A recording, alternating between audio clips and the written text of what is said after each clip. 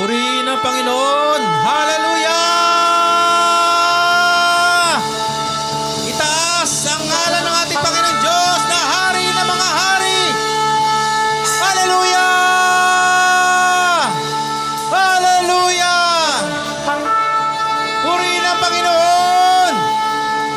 Purihin ang Panginoon.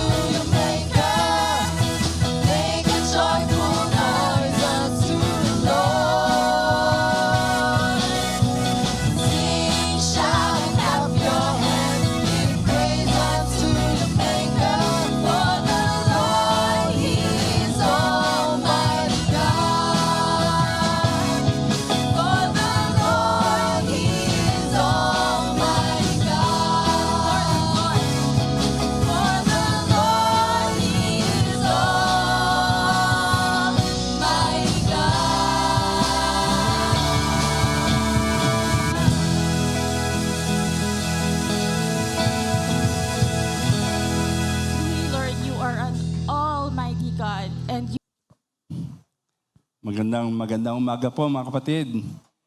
Good morning po, good morning. Kamusta na po kayo? Mabuti. Ayan, ako po ay mabutete. Mabuti po, mabuti. Purihin po ang Panginoon. Ngitian nyo nga po muna ang inyong pong mga katabi.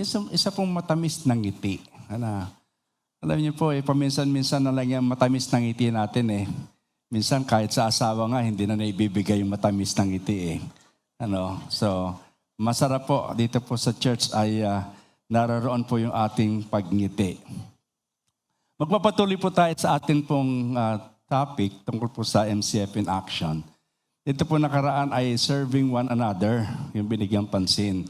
At meron pong mga salita doon. Ang Pastor Migs na minsan ay masyado pong masakit. Masyado masakit. Pero maganda po na napapaalalahan tayo lagi pagdating po sa salita ng Diyos. At ngayong umaga ay bibigyan pansin natin yung bearing one another's burden. Pagbibit-bit po ng mga burden o bigat ng ilan po nating mga kapatid. At nabasa nga po natin kanina mula po sa talatang 1 hanggang 5. Sinama ko na po yung talatang yon mula 1 hanggang 5. Actually, ang ating pong pinaka-main theme o topic ay naroon lamang po sa verse 2. Pero alam niyo po ba na isa sa pinakamagandang bagay ng pagiging Kristiyano ay hindi ka nag-iisa? Di ba ba? Hindi ka nag-iisa. God intentionally connects us sa iba't ibang believers para magpalakasan, mag-encourage sa isa't isa. Nandito po tayo not only to worship the Lord, but also to encourage one another. Kasi Sunday lang po tayo nakikita eh. Sunday lang tayo nagkakamustahan. At Sunday lang natin minsan nalalaman na mayroon palang maliit na problema. Mayroon palang burden ang kapatid. So pinagsasama po tayo. Isa sa mga dahilan ng ating connectivity ay pagdadala ng pasanin ng iba. Not just recognizing the weight, but helping carry it. Ipinagutos po ito sa atin. Pero ano ba talagang ibig sabihin ng bear one another's burdens? Kunin ko lang po muna yung context ng Galatian. Napakahalaga po nito sa atin pong pag-uusapan. Kasi sa bandang huli ng binanggit ni Paul na bear one another's burden and so fulfill the law of Christ. Napakahalaga po na i-connect natin ito doon po sa background na nabanggit po ng Pastor Migs nung Sunday, na isa po sa background nito ay ang Galatian Church ay ito po ay mga Gentiles. Nakapag-establish si Paul ng Christian Church. Pero hindi po nagtagal na influence ito ng mga Judaizers, mga Jews, na influence po yung church na yon. At si Paul po sumulat of course ng letter sa mga Galatians. At karamihan po dito, mga Gentile believers, na-infiltrate nga po sila ng Judaizers. At ano pong klase infiltration nangyari sa kanila? Who thought that believers must follow Jewish laws to be true Christians. And Paul recognized this as a different gospel. So, binanggit dito ni Paul na kakaibang gospel yan, yung sinasabi ninyo. Kasi nagturo na ako sa inyo ng tamang gospel. At iniwan na po ng mga taga-Galatians ang gospel of grace at bumalik na po sila sa legalism. Naging balik sila. Sa halip na forward na sila, umatras pa. At mula po doon, nagtitiwala na sila ulit sa circumcision at saka sa Moses of Law. Yun po yung mosaic law na pinag-uusapan po nila. Imbis na sa finished work ni Christ. Kaya nga po, isa beses sinabi po ni Paul sa kanila, "You foolish Galatians, who has bewitched you? Before your very eyes, Jesus Christ was clearly portrayed as crucified." Sabi, sino bang ano ba yung bewitch? Kumulam? Gumayuma? Ayan, sinong kumulam Parang ganun, gumayuma sa inyo. Para maniwala kayo, who has bewitched you? Sabi niya ganun. Before your eyes, Jesus Christ was clearly portrayed as crucified. At tinawag po ito ni Paul na different gospel. Sinabi niya na nawalan ng saysay ang krus ni Kristo and declare it causes believers to fall from grace. So, batas po yun, sinasabi ni Paul dito.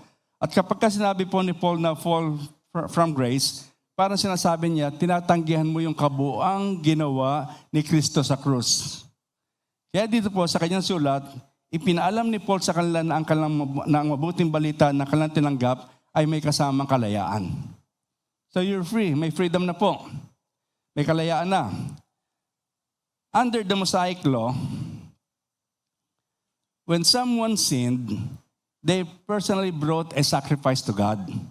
Ganun po yung ginagawa. Nagdadala sila ng sacrifice sa Diyos through the priest for forgiveness. It was an individual act of approaching God. Usually, with an offering para mapatawad yung kanilang kasalanan. Yun po ang Mosaic law, to atone for their sin. And under the law, responsibility was very personal. I sinned, then I must bring my sacrifice. Yun po yung Mosaic law. Now, sa New Covenant in Christ, iba na po. Forgiveness now through the Lord Jesus Christ. Ang pagpapatawad ay sa Panginoon Jesus na po. Yung finished work on the cross, not repeated sacrifice. Kaya nga po, kapag sasabi natin na I accept Christ as my Lord and Savior, ang sinasabi natin dito, hindi lang si Kristo na tinanggap natin, kundi yung kanyang ginawa doon sa krus. Tandaan po natin yon. It is the finished work of Christ, yung ginawa niya doon sa krus. Dito po, ipinapakita ni Paul sa Galatians 6 na ang kasalanan ay hindi na lang po ito private matters dahil naapektuhan na nito ang church. Dati, individual lang po. Lapit ka sa priest, hingi ng tawad, offer ka ng sacrifice mo. Pero dito po, sa Panginoon Jesus, hindi na po si Kristo na po nagpatawad sa ating kasalanan. At ang sabi pong ganon, pagka nagkasala ka, naapektuhan na ang church. Kasama na po doon. At hindi lamang po yun, dito po sa covenant, sa New Covenant, kapag may nadarapa, the whole body of Christ is called to help restore them gently. Tutulungan sila sa kanilang kahinaan at sasamahan sila hanggang maging matatag sila. Dati private matters.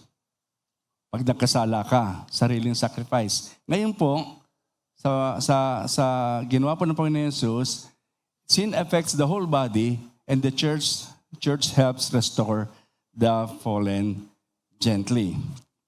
Kaya nga po, in Christ, responsibility is both individual. Ihingi ka ng tawad at panunumbalik sa Diyos. Individual yon. At communal din po, kasi may ibang susuporta at tutulong sa iyo para maiangat ka ulit. So yun po ang pagkakaiba sa panahon ngayon. Pagdating sa chapter 6, naglagay na po ng conclusion si Paul. Ang sabi niya, ang practical na bunga ng lahat ng kanyang pinaglalaban mula po doon sa chapter 1 hanggang dito sa chapter 5 at pagdating sa chapter 6, yung kanyang final encouragement, bear one another's burden and so fulfill the law of Christ. Kasi doon sa una, we fulfill the law of Christ kung magsasacrifice tayo, pumunta tayo sa pare, hingi tayo ng kapatawaran. Pero dito ngayon, meron na pong dalawang bagay. In essence, ipinaalala ni Paul na ang tunay na ibig sabihin ng bear one another's burden is to fulfill the law of Christ. Naintindihan po natin. Bear one another's burden is to fulfill the law of Christ. Ano po yung law of Christ? Matthew chapter 22, verses 37 to 39. Love the Lord your God with all your heart, with all your mind, with all your soul. This is the first and the greatest commandment. Ang sabi niya po gano'n. And second is like, love your neighbor as yourself. Ang dalawang kautosang ito, ang summary ng buong law and prophets. At kapag ginawa natin ito, natutupad natin ang sinabi ni Jesus. So, ang batas po, nangyayari na ngayon, hindi na po sa pag-offer, kundi by helping one another, caring one another. Kapag ginawa natin ito, natutupad natin ang sinabi ni Jesus.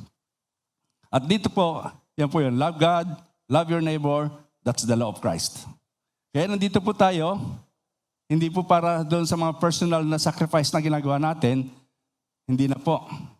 Sama-sama na po tayo ngayon. We have the burden. Ang church po, we have the church care. Nagtutulungan na tayo sa bawat isa. At dito sa Galatians 6, may kita natin ang calling natin bilang church. Una po, sabi niya ganon, restore the broken. Restore the broken. Isinama ko po itong part na ito kasi napakahalaga po ito para magpatuloy tayo sa verse 2. Ang sabi po ganoon, brothers, if anyone is caught in any transgression, you who are spiritual should restore him in a spirit of gentleness. Keep watch on yourself, lest you too be tempted. Si Paul po ay nagbigay ng halimbawa o hypothetical case ng isang believer na nahulog sa pagkakasala. Ang word na ginamit niya po rito ay caught. Ano po? Caught. Or sa ibang translation ay overtaken. May idea po ito ng pagkabigla. Nahulog sa pagkakasala. Hindi po ito deliberate. Hindi po deliberate disobedience. Ano po? Kundi parang nadapa. Nadapa lang. Parang kaibahan po ito ng homicide at saka murder. Alam niyo po yung homicide ay, pag sinabi natin homicide, accidental, without criminal intent. Pero yung murder, pag sinabi natin murder, of course, pinag-isipan yun at pinagplanuhan. So dito, ang sinasabi niya gano'n, i-restore mo ito, yung mga biglang nadapa, nahulog sa pagkakasala, iba yung naglublob sa pagkakasala. Ano po? Iba yung naglublob na nanatili na naroon sa kasalanan. Iba po yung nadapa. At kadalasan, tayo po sa ating buhay, minsan nadadapa tayo, nagkakamali tayo, nagkakasala tayo. Pero itong binabanggit dito, sabi ko talagang bumagsak siya. Caught. Or overtaken. Naabutan siya. The first responsibility of one who is a spiritual believer, sabing ganon, kung ikaw ay matured believer, restore anyone caught in any transgression. Restore. And the word restore na binanggit dito, ay narinig na po natin minsan ito sa ating pong mga pastor. Yung word na katartizo. Katartizo was used in Greek for mending nets, yan, repairing what is torn, pagsasaayos ng nabaling buto, equipping, or preparing. Yung restoration dito ay yung pagsasaayos. Hindi po ito kaagad-agad ay condemnation. Iaayos muna, itatama muna. Pagsasaayos ng nabaling buto, or equipping or preparing, making someone fit for service again. Yan po yon. Kapag ang isang tao po ay nadapa, madalas kailangan niya ng tulong para makarecover. Kadalasan po. And our responsibility is to help pick them up. Dadamputin. Kailangan po muna ng restoration. At dito sabi ni Paul, you who are spiritual should restore him in a spirit of gentleness. Sabi kung sino matured, tulungan. Tulungan natin. Kaya ang ibig po sabihin dito ng restore ay hindi kaagad-agad punishment, kundi paggaling, pag-heal, pag-align, pag-equip na muli. Ang goal ay ibalik ang nahulog na believer sa wholeness at fellowship, hindi po para i-shame siya. Ang responsibilidad na ito ay nakaatang hindi lang po sa pastor o leader ng church, pati na rin yung mga spiritual member ng church. Dito po, mache-check tayo kasi minsan pagka may nalaman tayo yung bumagsak sa kasalanan, alam mo ba, kumari mo, yan. Dire-diretso na yan. Hindi na restore, story na. Kwentuhan na. Ay hindi po yun ang tinuturo sa atin ng salita ng Diyos. At minsan, kadalasan, ang pastor na lang po nagdadala ng burden. Siya na lang po yung nagtatayo at makikita natin, naku, mabuti dinalaw ni pastor. Kasi kung hindi yan dinalo ni pastor, ako ganito, yan. Di ba? Magandang lesson sa atin ito eh. You who are spiritual should restore him in spirit of gentleness. Lahat ng tunay na spiritual believers ay may tungkulin na tulungan ng kapatid para bumangon, magkaroon ng kagalingan at may balik na muli sa fellowship. Sabi ko nga po, hindi po ito tungkol sa pag-condemn, tungkol sa pag-aalaga at pagbalik kay Kristo. Now, the second responsibility po ng spiritual believer who seeks to restore a fallen brother is to help relieve their burden. Ayan, help relieve their burden, carrying what we cannot be carried alone. Christians, tayo po mga Kristiyano, are commanded to bear one another's burden. Ang salitang bear dito, yung pagdadala, pagbubuhat, ano po, may idea po ito ng caring with endurance. Yung talagang pagsikapang tumulong. Imagine mo, laki naman nung bato para siya lang mag-isa bumuhat nun. Ito po, at ang burden ay mula po sa Greek word na baros. Tumutukoy ito sa mabibigat na load na mahirap buhatin. Tumutukoy ito sa mabibigat na pasanin na hindi kayang buhatin ng isang tao mag-isa. Beyond normal capacity. Yan po yon. Beyond normal capacity. So sa context na ito, ang ibig sabihin ng burdens ay yung mga tukso na pwede magpabalik sa isang mananampalataya sa kasalanang katatapos niya lang iwan. Isa sa pinakamabigat na pasanin ng isang Kristiyano ay yung persistent temptation. Yung bang lagi na lang siyang natitempt, laging ganon. At minsan sinasabi niya, Pastor, hindi ko na maintindihan bakit laging ganon eh.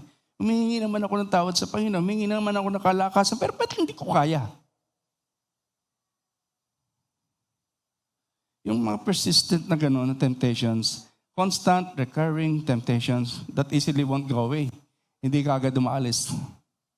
At ang feeling niya rito ay controlling and overwhelming na. Alam niyo po, hindi lang ito temptation sa lust. Temptation din ito doon sa family needs, sa lahat ng bagay. Yung parang dinudurog at kinokontrol ang buhay mo. Patungkol din ito sa mga bigat, sa trials, suffering, crisis, na pwede magpabagsak sa kapatid kahit dahil hindi niya kayang buhatin mag-isa. Andiyan po yung mga halimbawa. Sabi natin, patuloy at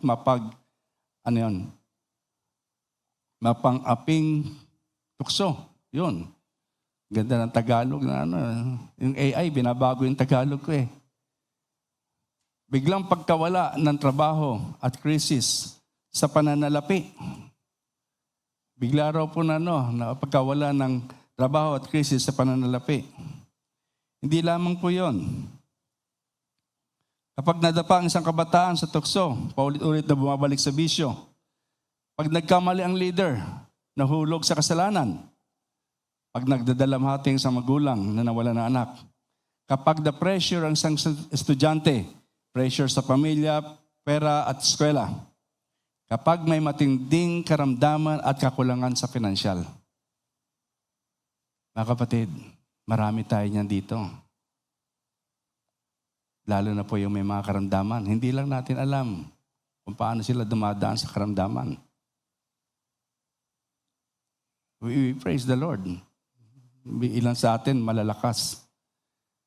Pero kapag nagkaroon tayo ng time to talk with other people, with other member of the church, malalaman natin kung paano sila dumadaan sa hihirap na kalambuhay. At hindi po madali. Kapag may matinding karamdaman at kakulangan pa sa financial, kanina nabanggit ko po yung aking kapatid na may karamdaman din po. Okay lang ang karamdaman eh. Pero pagka financial na, kasabay ng karamdaman, problema. Siyempre po, minsan tatawag sa akin para sa panalangin. Siyempre may kasamang hindi ako makapunta ng hospital dahil may kailangan. Problema po yon. But you have to go with them. Ano po? Kailangan mo i-bear yung load na yun. Na huwag ka naman mabigatan. Tagabuhat ka. Huwag mo kunin lahat. Mamaya po i-explain po natin yon. At ay po, habang pinag-aaralan ko po ito, napansin ko po yung sinabi sa verse 5 na parang contrary po sa Galatians 6:2. Ang sabi po sa 2, bear one another's burden. Ano po? Pero sa Galatians 6:5 naman, each one should bear his load. Yung isa, tulungan ninyong buhatin ang bigat na inyong mga kapatid. Yung isa naman, magbuhat kayo ng kanya-kanya ninyong load. So, tinigyan ko po mabuti yun. Yung word na burdens ay mula sa Greek word na baros na binanggit natin, meaning heavy burdens. It implies an external or inward stress that surpasses normal capacity. Pero ang Greek word na ginamit po dito sa load sa Galatians 6:5 ay portion. Portion. Ibig sabihin ay individual burden or personal load na hindi transferable. Ito po, para maging malinaw, baka naman lahat ng load natin iasa natin sa mga matured believers. Ano po, halimbawa, mga personal responsibility na normal na bahagi ng Christian life. Dumadaan tayo minsan sa pagsubok, dumadaan tayo sa pangangailangan, sa problema, yung mga routinary responsibilities that each person is expected to handle. Yan po yung mga umiikot na responsibilidad. For example po, cultivating our own relationship with God and devotion. Kailangan po natin lahat yan. Dala po natin yan. Kailangan natin yan daily prayer. Lahat tayo. Kailangan po sumunod. Kailangan tayo matuto sa relasyon natin sa Diyos. Ipamuhay ang salita ng Diyos in personal choices. Kailangan ipamuhay natin, may mga personal choices tayo. At ang mga personal choices natin ay nakabase doon sa paglago natin sa Panginoon. Hindi natin pwede sabihin, kapatid, tulungan mo nga ako dito sa choices na ito. Ano bang choice na dapat kong gawin? At pagka nagkamali, sasabihin mo ganun, dapat hindi na ako lumapit sa iyo, mali ka eh. Kasi may mga personal choices tayo. At yung personal choices natin nakadepende on how we listen and how we obey to God's word. Meron pong yung katulad ng resisting temptation, walking in holiness. Paano mo i-resist yung temptation? Araw-araw yan. Araw-araw mayroong temptation na dumarating sa atin. It speaks of our moral integrity. Managing time, talents, at saka yung mga resources natin faithfully. Kailangan mag-ingat din tayo. Ito yung mga bahagi ng load na meron tayo. Paano ba ito? Kulang na yung pera ko. Anong gagawin ko? Manalangin. God is my provider. Pero kadalasan, nagkakaroon tayo ng mas mabigat na load kapag ang ginawa natin, nangutang pa tayo. At pagka nangutang tayo beyond our capacity, then, sasabihin natin ganun, grabe si Lord, hindi sumasagot sa prayer ko. Pero teka, hindi yun. Ang tinuturo sa atin ay trusting God. Pero kapag ikaw ay nangutang at gusto mo lang bumili ng mas malaking TV, problema mo yun. Huwag mo sabihin na sa kapatid na, panalangin mo pa nga ako, mabayaran ko itong TV. Hindi, that's your personal load. Owning your decision and spiritual growth before God, that's your accountability. Meron tayong iba sa atin may daladalang boulder, yun ang burden. Iba sa atin backpack. And every one of us ay may daladala pong backpack. Yan po yung mga personal load, non-transferable, personal obligations meron tayo na araw-araw, dala-dala natin yan. I have to pray, I have to walk honestly, I have to be a good steward. Lahat yan. At hindi mo pwede sabihin, ikaw na nga bumuhat nito. That is non-transferable. Yun po yung binagit na load. Na bawat isa sa atin magbubuhat ng load. Hindi natin pwedeng iasa lahat sa iba. May pasanin na dapat tayong harapin na tayo mismong bubuhat. Amen po ba? May pasanin. Hindi sobrang parang backpack, hindi sobrang bigat, pero personal na dalahin. Hindi mo pwedeng ipasa palagi sa iba kasi ito ay para sa iyong sariling paglalakbay at sariling kapakinabangan. So tandaan po natin mga kapatid, may mga load tayo para sa ating sariling kapakinabangan. Yan nga po yung Galatians chapter 6 verse 2. patungkol sa mga bigat ng trials at temptation na pwedeng magpabagsak sa kapatid, dito pumapasok yung bearing one another's burden, pag-aalay, pagtulong, pagpapasan ng bigat para hindi siya tuluyang lamunin ng problema. Itong pasanin na sama-samang bubuhatin, ito po yung law of Christ. Ito po yung law of Christ. Love in action. Take note of this, mga kapatid. Ang Diyos mismo ang ultimate source ng strength ng believers.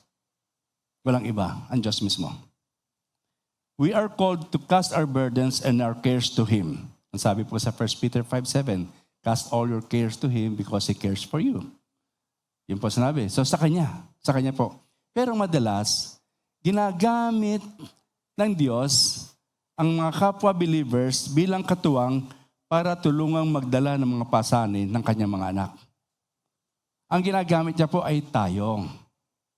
Tayo pong ginagamit niya para magdala ng pasanin ng Kanyang mga anak.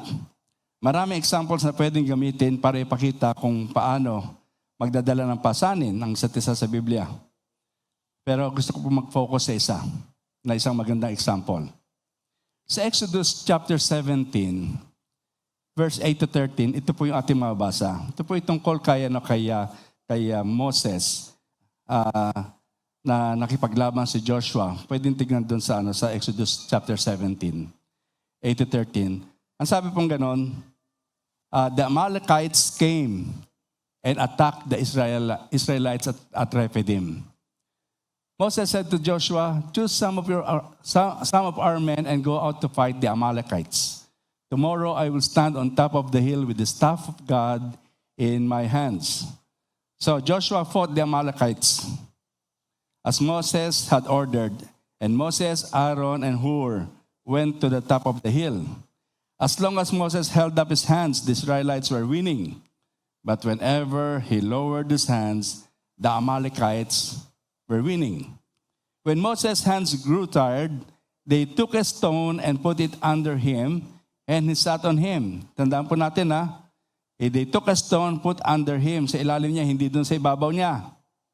And he sat on it. Aaron and Hur held his hands up, one on one side, one on the other, so that his hands remained steady till sunset. So Joshua overcame the Amalekite army with the sword. So within this story, there are some important lessons that can help us understand why this is important. Yung summary po nito, nagpaglaban po si Moses, si Joshua sa mga Amalekites. Si Moses tumayo dun sa burol, nakataas ang kamay, hawak niya po yung kanyang tungkod, at kapag binababa niya, napapagod na siya, natatalo yung mga Israelites. So itinataas niya ulit. Napapagod na, bababa. Tatalo. Una po makita natin,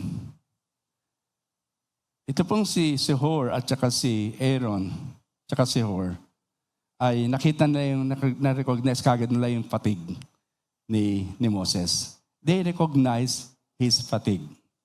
Habang nagkipaglaban ng Israel laban sa Amalek, si Moses na nakataas ng kamay, hawak ang tungkod, habang tumatagal ng hihina, kaya tumulong si Aaron at Hur. Hawak sa kanan, hawak sa kaliwa, at sabay silang malalay hanggang sa paglubog ng araw. Ito mismo ang ibig sabihin ni Paul nang sinabi niya, bear one another's burden. May paglalaban na hindi kayang mag-isa ng isang kapatid. Dito po, sa puntong ito, may paglalaban na hindi kaya ni Moses. Kailangang handa kang tumulong sa bigat na dinadala ng iba. At nag-aalala tayo na kailangan gumawa tayo ng paraan para makatulong.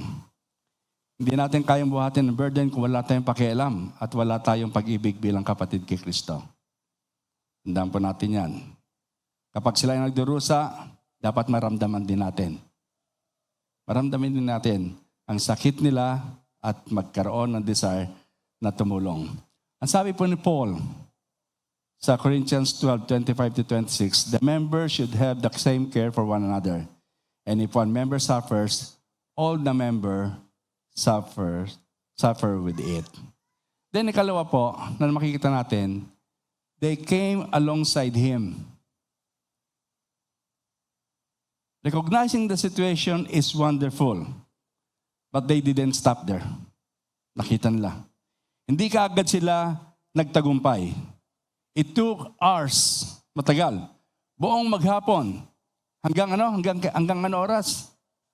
Hanggang sunset, hanggang paglubog na araw. Imagine, nagsimula sila ng giyera nila madaling araw. Nagsimula pala madaling araw. Nakataas ang kamay ni Moses.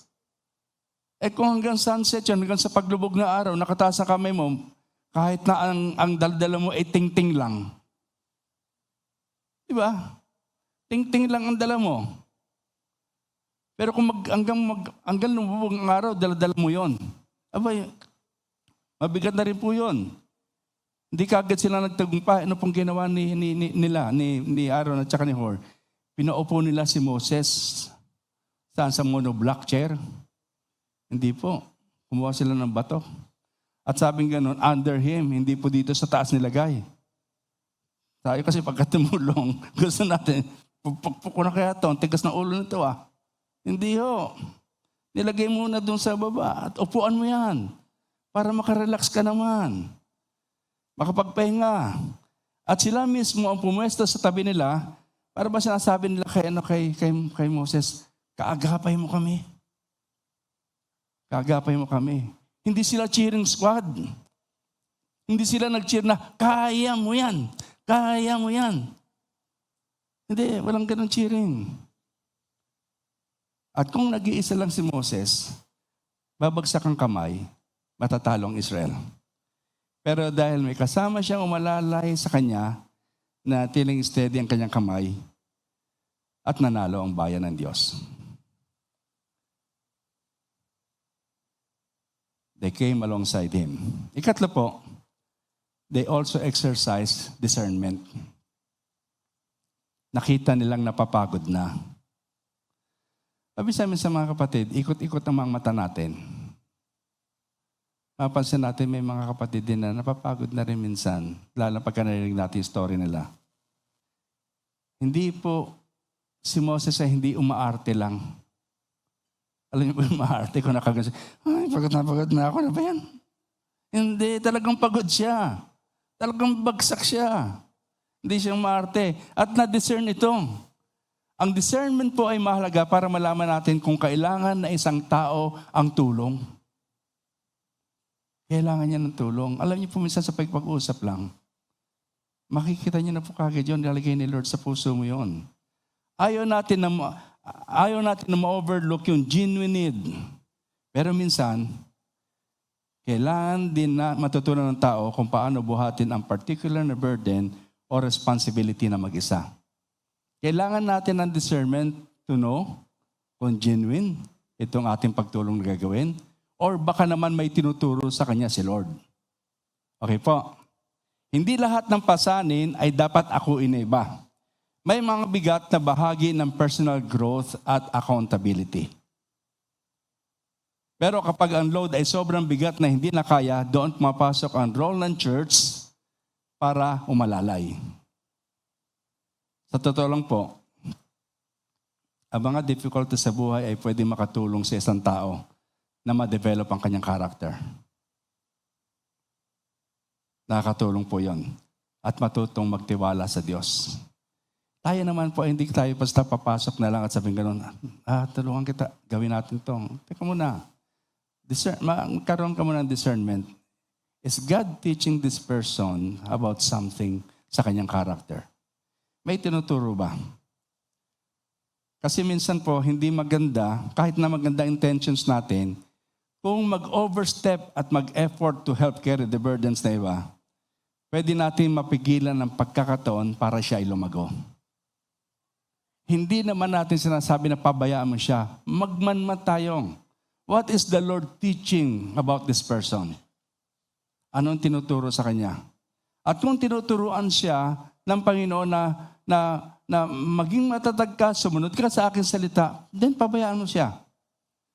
Pero alam natin, when it becomes burden from the word fortion to the word baro, pagka burden na, alam natin mabigat na, tutulong tayo. At minsan sinasabi natin, Pastor, ano bang tulong sinasabi natin? We can journey with them sa prayer. Pwede mo sabihin, kapatid, pwede ba kitang tulungan sa panalangin? Lagi kitang dadalangin. Okay, you can journey with them sa counseling. Dapat lagi may kausap. Lagi may kausap. Alam niyo po, meron po ako isang dating member sa church na pumunta ako sa bahay nila kasi kararating niya lang. Nagsabi, Pastor, pwede ba kitang mag-uusap? Kako, sige. Pumunta ako sa bahay nila. Kwento-kwentuhan kami. Natapon yung baso ng tubig sa tabi ko na natabig ko. Nakita ko, ay sorry, kakong ganon. Pero alam niyo po ba, yun yung naglagay ng discernment sa mind ko. What's happening? Pag ganun ko, nakita ko, ay may kalat pa rito, may libro pala rito. May daming kalat. Parang nagbukas yung mata ko sa kapaligid ng bahay. Alam niyo po, nakita ko, chaos. Magulo. Walang ayos. Hindi ko alam kung bakit ganon. Maya nagsalita na ito, kausap ko. Sabi niya gano'n, alam mo, Pastor, may nakahanda na akong baril dito. Kinento niya sa akin yung nangyari na hindi maganda, hindi ko na lang po ikwento. Sabi niya, may nakahanda na akong baril dito. Papatayin kong asawa ko, kabariling ko, tapos susunod ko na yung aking mga anak. Totoo po yan. Isusunod ko na yung aking mga anak.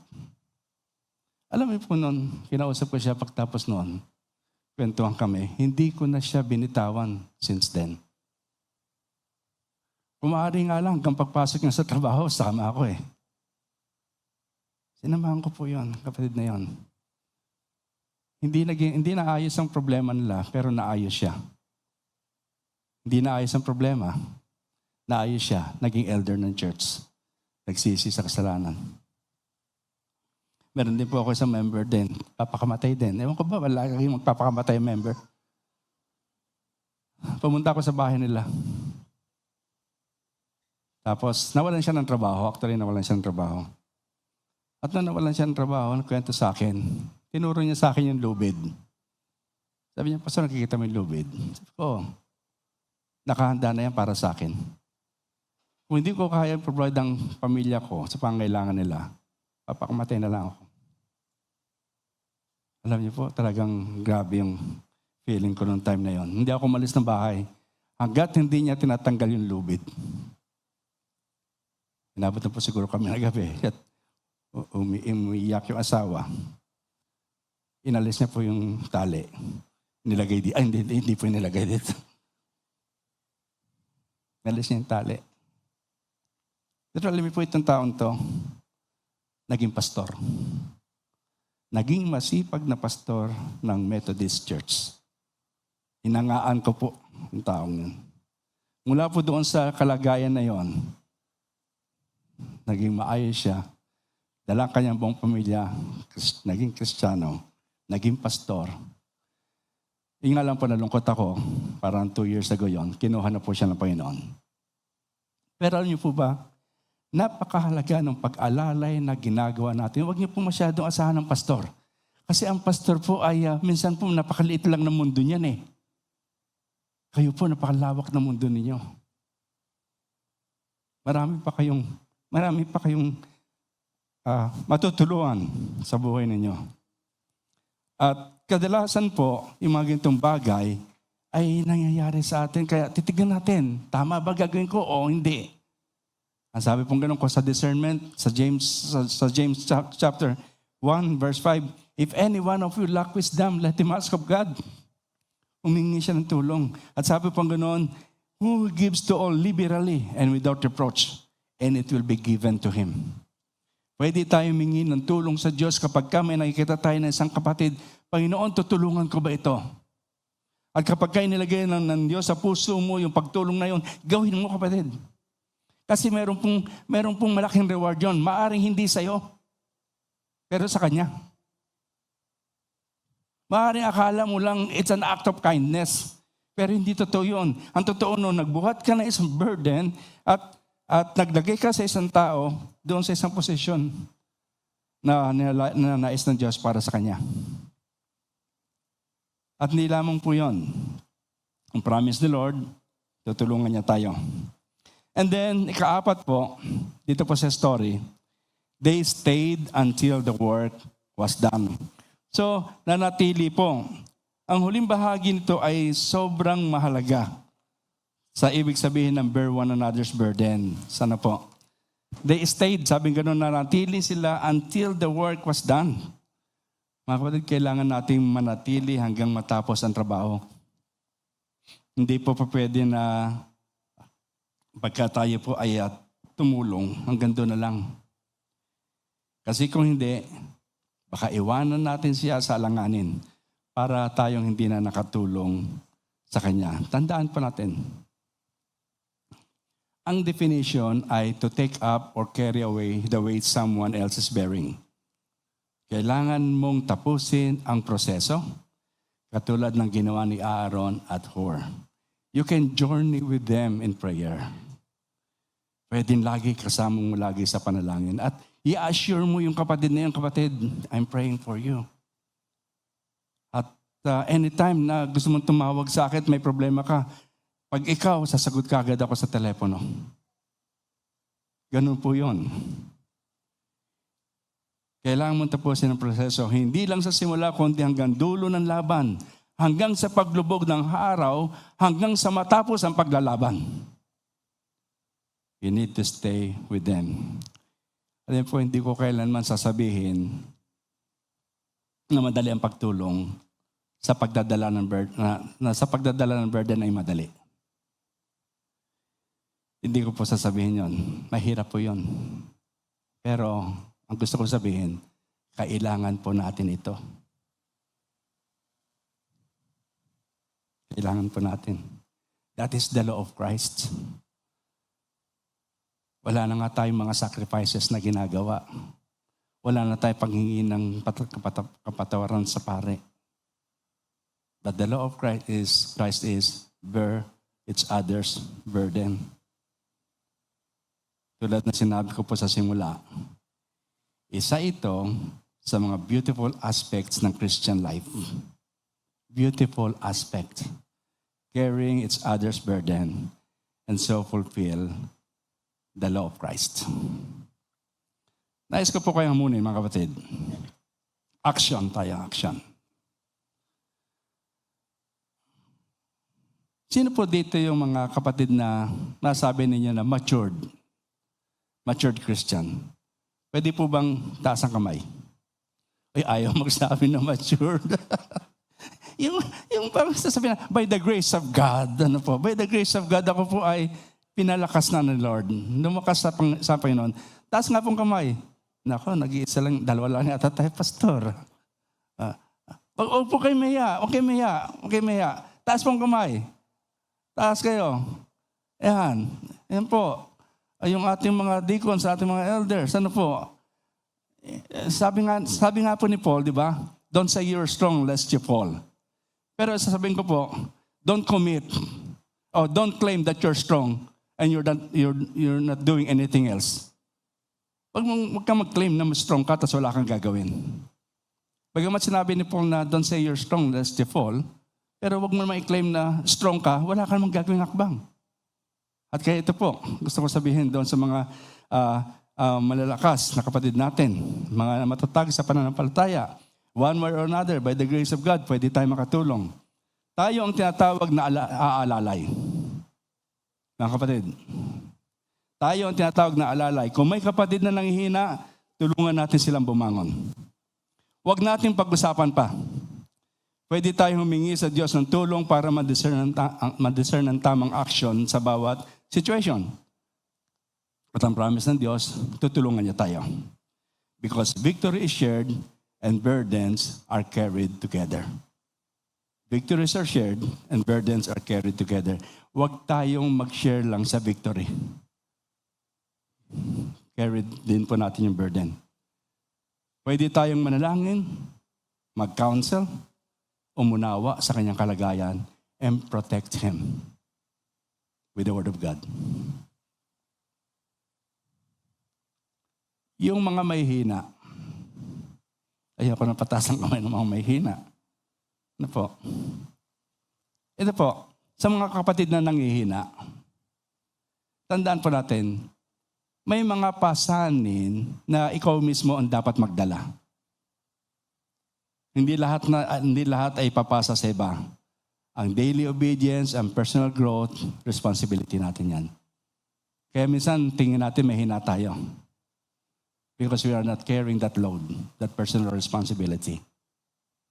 Pero, kung mayroon po kayong pinagdadaanan na sobrang bigat at beyond normal capacity at nagiging burden sa iyo, narito po ang ating mga leaders, mga kapatid na matured, mga kapatid na naungan dito sa church, na may kakayahang manalangin, mag-counsel, at umunawa sa inyong kalagayan. Pwede niyo pong bahaginan ng burden na yon. Sila po yon. Kami po pala yon. Kasama po pala ako. Nakahanda po kami tumulong. Kahit sa prayer, kahit sa counseling po.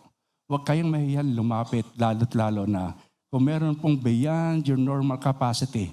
Sa halip na mag-isip ka na magpapakamatay, sa halip na mag-isip ka na ayoko na ng ganito, tatalikod na ako sa Panginoon bago mo gawin yon.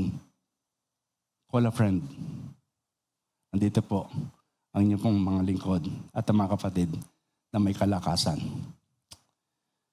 Pray po tayo. Let us pray. Panginoon, salamat po na marami. Doon sa katotohanan that the law of Christ is loving God and loving our neighbor. Pag-ibig sa amin pong kapwa. At paminsan-minsan, Panginoon, nakakalimutan na po yung action namin ng pag-ibig. Ipapakita lamang po namin yun, Panginoon, sa simpleng bagay. Pero Panginoon, sa hirap po ng mundong ito, marami po mga kapatid na dumadaan sa malalaking problema ng buhay. Andiyan po yung mga pressures, nandiyan po yung finances, nandiyan po yung karamdaman, nandiyan po yung family issues. Ang dami, Panginoon. Tulungan mo po kami na maging pagpapala sa mga kapatid na ito. Tulungan mo po kami na bumuhat ng burdens beyond their normal capacity by journeying with them. At higit sa lahat, Panginoon, salamat po. Because once yung pong amin pong inilagay, yung lahat po ng mga kaalalahanin meron kami. If we cast our cares upon you, you cares for us. Ikaw, Panginoon, ang siyang nagbibigay din naman sa amin ng kagaangan. Salamat po, Lord. Continue to embrace us with your love. Upang ganyan nga, sama-sama kami sa church na ito, magtulungan ng pagbubuhat ng bigat na dinadaanan ng iyong mga anak. At sa iyong pangalan, amin po itong kiniklaim. In Jesus' name, Amen. Amen.